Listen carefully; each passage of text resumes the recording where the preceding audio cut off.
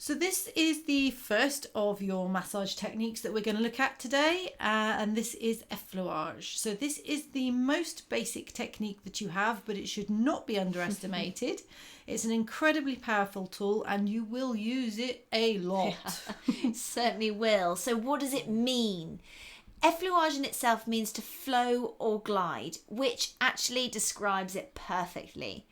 There are numerous variations of effleurage and we're going to show you a number in the video. You may find them elsewhere under different names or other variations. You can use anything that is flowing or gliding, but in essence just make sure they're safe.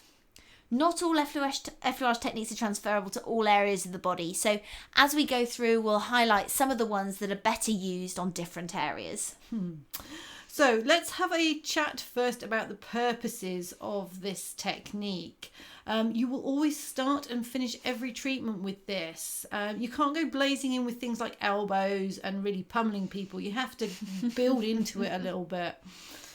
So the other thing that it allows you to do is to get your client used to your touch, and then for you to also get used to your client's tissues.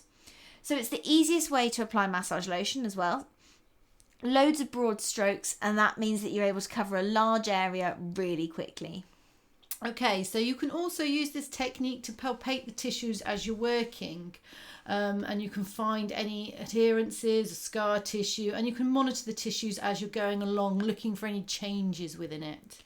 So it's also one of the most soothing techniques, so often quite good for relaxing your clients, especially if they're a little bit tense, a little bit nervous coming in for their treatment. It also encourages blood flow and increased lymphatic circulation to the area that you're working on, which is hugely, hugely important. Okay, it will also allow you to perform a nice smooth running massage.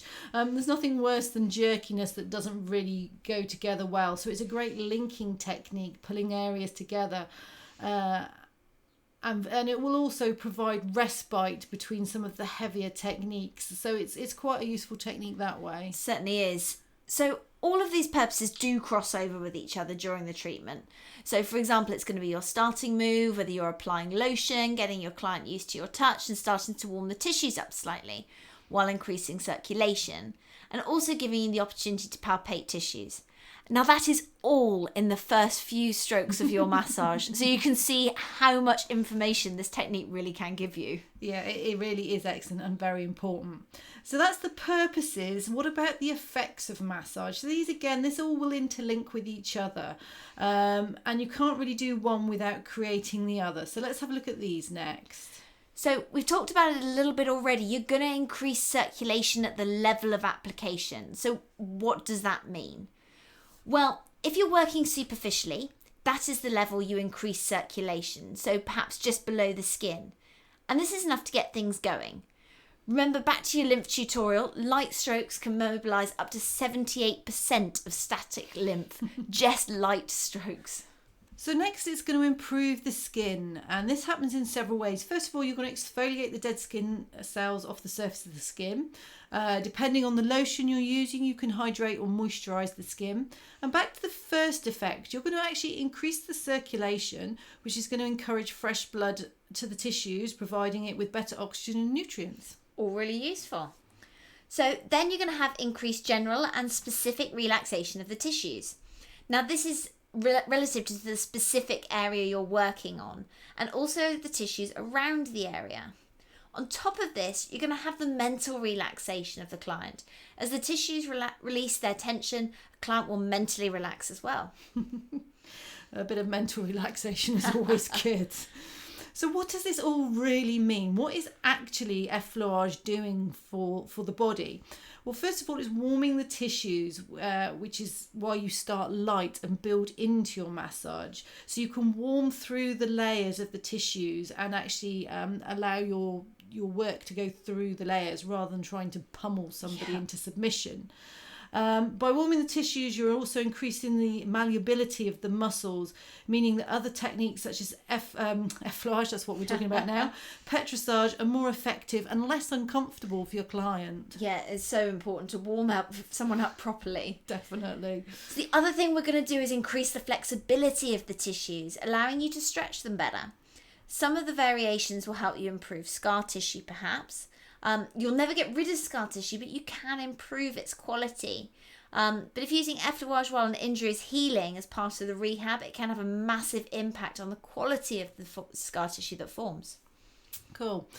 You can also break down adhesions or tightness, allowing the muscles to work more effectively. It is great for flushing fresh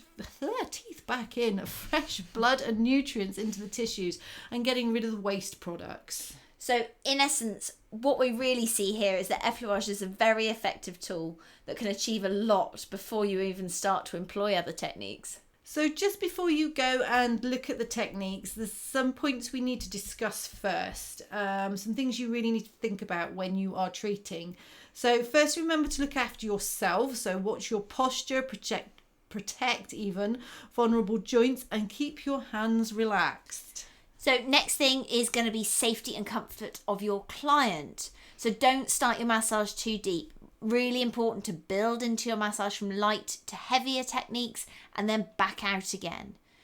Also, with effleurage, ensure the direction of your massage on the limbs is towards the heart. This is really important to prevent damaging valves within veins or the lymphatic system. Also important to keep your client covered, ensuring that they're warm and support all the joints, so not putting pressure in areas that's going to do any further damage than they came in with.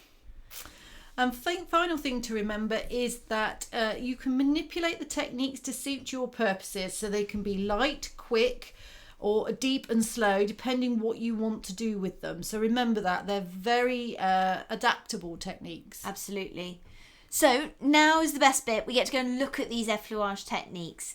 So we're going to show you each of our variations, how to put your hands, best positions to be in, and how to work in the best way in order to protect your joints and make an effective treatment for your client.